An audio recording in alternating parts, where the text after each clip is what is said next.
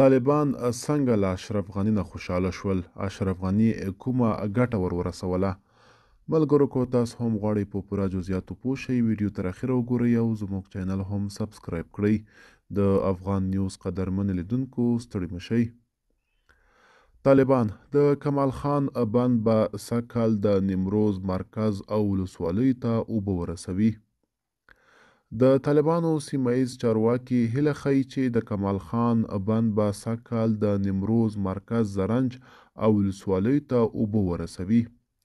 دغه څرګندونې د نیمروز لپاره د طالبانو والي شیخ محمد قاسم د دغه بند له لیدو وروسته نن دوشنبې په یوه خبرپاڼه کې کړي دي. که څه هم دا معلومات نشته چې سږکال د بند په کاسه کې څومره اوبه زیرمه شوي، خو ویل شوي چې د بند تخنیکي ټیم زرنج ښار او ولسوالیو ته د اوبو رسولو مهالویش جوړ کړی دی.